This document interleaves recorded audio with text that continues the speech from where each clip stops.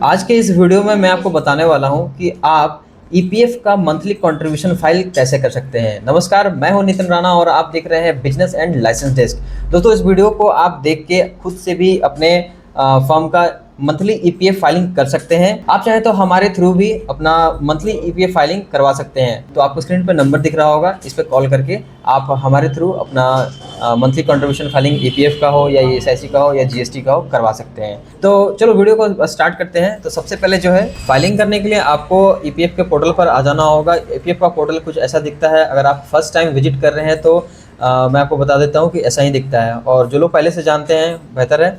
तो आपका जो भी यूज़र आईडी और पासवर्ड है ईपीएफ का, आप डाल के यहाँ पर फिल करके जो कैप्चा है वो फिल कर लीजिए और उसके बाद साइन इन पे क्लिक कीजिए, आपका लॉगिन हो जाएगा। अब अपना यूज़र आईडी पासवर्ड से जब आप लॉगिन कर लेंगे उसके बाद आपको इस तरह का इंटरफेस दिखेगा, जहाँ पर आपको home, member, establishment, payment, dashboard, user, admin, online services, PMBVRY जो कि एक स्कीम निकला हुआ था एम्प्लॉय और एम्प्लॉयर इंसेंटिव प्रोग्राम के लिए, और इसके साथ साथ एक नया ऑप्शन आप सभी को पोर्टल पर दिख रहा होगा EEC 2026 और विश्वास।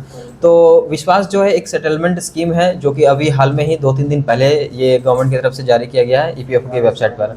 तो इसके बारे में मैं आज नहीं बताने वाला हूँ, इसके बारे में एक सेपरेट वीडियो में आप सभी को बता दूंगा। लेकिन बस ये एक पोर्टल पर नया अपडेट है तो मैं सोचा कि बस ये दिखा दूँ। तो आज के वीडियो में तो हम लोग फाइलिंग के बारे में जानने वाले हैं। तो फाइलिंग करने के लिए क्या है, पेमेंट्स वाले ऑप्शन पे क्लिक करेंगे। यहाँ पर देखिए रिटर्न फाइलिंग, रिटर्न चालान और व्यू ओल्ड ईसीआर का ऑप्शन आपको यहाँ पर दिखता है। तो व्यू ओल्ड ईसीआर में आप जो भी पुराने ईसीआर आपने अपलोड किया है, चालान है जो, वो देख सकते हैं। और रिटर्न चालान वाले में आपने जितने भी मंथ का पहले रिटर्न भर चुका है उन सभी का अगर चालान आप डाउनलोड करना चाहते हैं तो इस ऑप्शन पर जाके देख सकते हैं। उसके बाद रिटर्न फाइलिंग अगर करना है तो हमें फर्स्ट वाले ऑप्शन रिटर्न फाइलिंग पे क्लिक करना होगा। इसके बाद यहाँ पर बहुत सारे ऑप्शन आपको दिखेगा, return filing, return challan, arrear, damages and interest का, और एम्प्लॉय एनरोलमेंट कैंपेन 2025। तो हमें जो है रिटर्न फाइलिंग करना है, उसके लिए आपको रिटर्न फाइलिंग होम पेज पर क्लिक करना होगा। अब यहाँ पर आप ये देख सकते हैं जो वेजेज मंथ है, जून, मई, अप्रैल, मार्च, फरवरी, जनवरी, है ना। तो ये सारा आपको वेजेज मंथ यहाँ पर दिखेगा।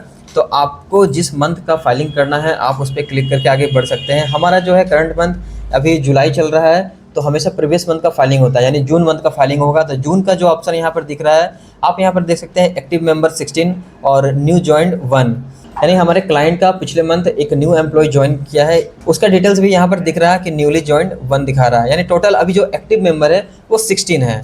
अब इसका फाइलिंग हम लोग कैसे करेंगे, तो देखो रिटर्न वाले ऑप्शन पे व्यू एंड अपलोड का ऑप्शन दिख रहा है। व्यू एंड अपलोड जब उस पर क्लिक करेंगे हम लोग, अभी देखो ये इंटरफेस जो खुला है, यहाँ पर आप देख सकते हैं वेजेज मंथ जून 2026 जिसका फाइलिंग हम लोग करने वाले हैं।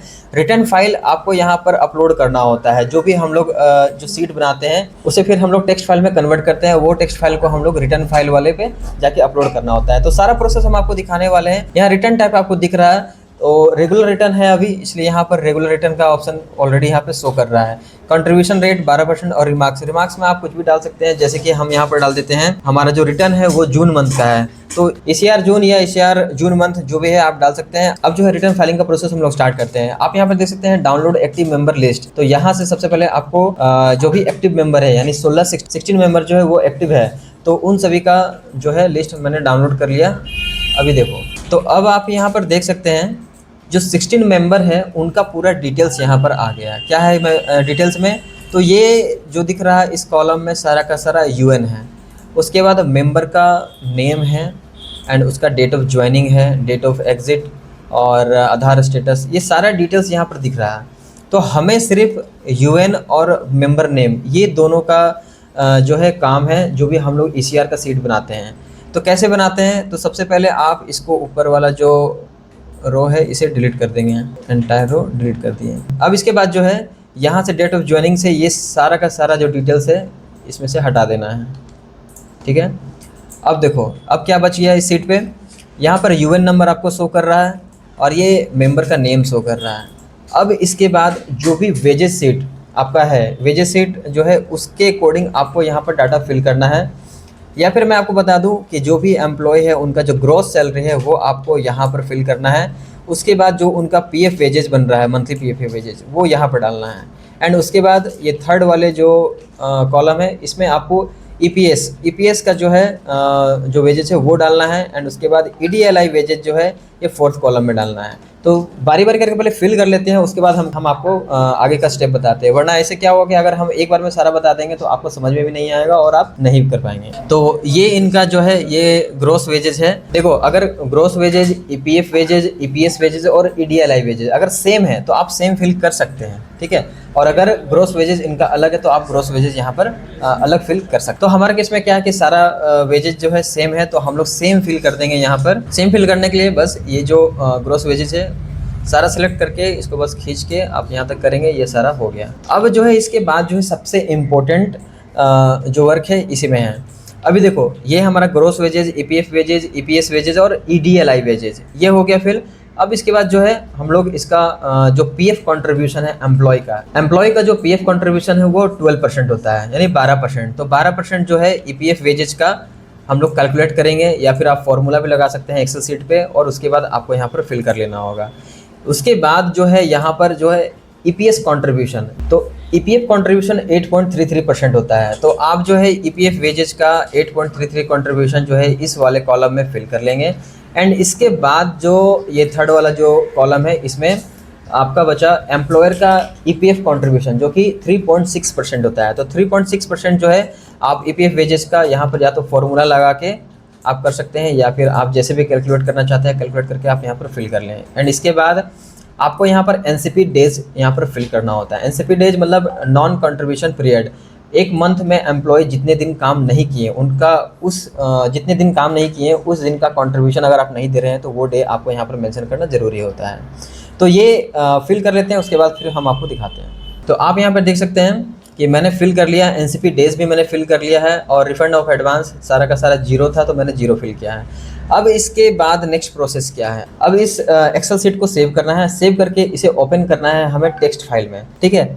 टेक्स्ट फाइल में इसको सेव करने के बाद जो है आप ईसीआर के ईपीएफ के पोर्टल पर इसको अपलोड करना होता है। हमारा जो एक्सेल का शीट था जिसपे हम लोग कंट्रीब्यूशन का पूरा रिपोर्ट बना रहे थे, अब उसे हमने नोटपैड में ओपन कर लिया है। अब यहाँ पर इसे सेव करेंगे टेक्स्ट फाइल में। अब जब इसे टेक्स्ट फाइल में सेव कर लेंगे उसके बाद फिर हम लोग ईपीएफ के पोर्टल पर वापस आएंगे। अब यहाँ से ईपीएफ के पोर्टल पर जो रिटर्न फाइल का ऑप्शन यहाँ पर दिख रहा है इसमें चूज फाइल में क्लिक करेंगे, और जो टेक्स्ट फाइल हम लोगों ने बनाया था उसे यहाँ पर फिल कर लेंगे, और उसके बाद अपलोड पे क्लिक करना है। उसके बाद एक पॉपअप आ रहा है कि वेज मंथ जून 2026, रिटर्न टाइप जो है वो रेगुलर रिटर्न है, कंट्रीब्यूशन रेट है 12% है। अब आप इसे अपलोड करना चाहते हैं या नहीं करना चाहते हैं, ओके कर दीजिए। अगर करना चाहते हैं, नहीं करना चाहते, कुछ अमेंडमेंट करना चाहते हैं तो कैंसिल करके फिर से आप उसे कुछ अमेंडमेंट कर सकते हैं। अभी हमने जो ओके किया, अब इसके बाद क्या आ रहा है कि हमने जो रिटर्न डाले हैं उसे अप्रूव करना है या रिजेक्ट करना है। अगर बाय चांस कुछ मिस्टेक हो गया, आपको लगा कि अरे यार इसमें मिस्टेक था, किसी का कंट्रीब्यूशन ज़्यादा दे दिए या कम दे दिए हैं, तो आप इसे रिजेक्ट कर सकते हैं। और अगर सब कुछ सही है तो बस आप अप्रूव करके आगे प्रोसेस कर सकते हैं और पेमेंट कर सकते हैं।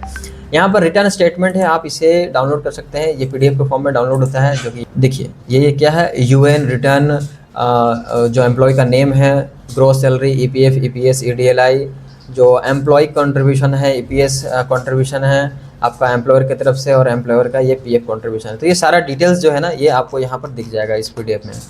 अब इसके बाद इसको अप्रूव करना होता है, अप्रूव कर देते हैं। अप्रूव करने के बाद यहाँ पर तीन ऑप्शन दिखता है आपको, फुल पेमेंट, पार्ट पेमेंट, या फिर आपको चालान व्यू करना है। हमारे केस में फुल पेमेंट करना है पूरा का पूरा, तो फुल पेमेंट पे क्लिक करेंगे तो आपका सक्सेसफुली अब चालान जनरेट का ऑप्शन आ जाएगा। तो यहाँ पर देखो ऑप्शन आया है कि प्रिपेयर चालान। आप फिर से एक बार वेरीफाई करना चाहेंगे तो आप यहाँ पर पूरा डिटेल्स देख सकते हैं। तो टोटल जो है हमारा 41,576 रुपीज़ का ये चालान बन रहा है। प्रिपेयर चालान पे क्लिक करेंगे और फाइनलाइज करेंगे चालान को। उसके बाद हम लोग चालान डाउनलोड भी कर सकते हैं। यहाँ पर प्रोसेस कंप्लीट होता है।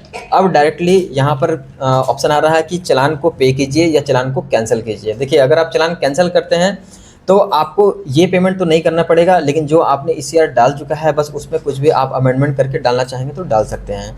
और ये जो टीआरएन नंबर जनरेट हुआ है इस पर क्लिक जब करेंगे तो आपको यहाँ से चालान भी डाउनलोड हो जाएगा। तो ये इस तरह का चालान होता है, ये भी पीडीएफ के फॉर्म में डाउनलोड होता है। तो चालान में यहाँ पर सब कुछ जो है डिस्क्राइब किया हुआ है कि एम्प्लॉई शेयर कितना बन रहा है, एम्प्लॉयर शेयर कितना है, एडमिनिस्ट्रेटिव चार्जेस कितना लग रहा है, 7Q और 14B जो इंटरेस्ट और पेनल्टी अगर कुछ लगा है तो वो भी आपको यहाँ पर अकाउंट 22 में आपको शो करेगा, तो जो कि आप यहाँ पर 00 है।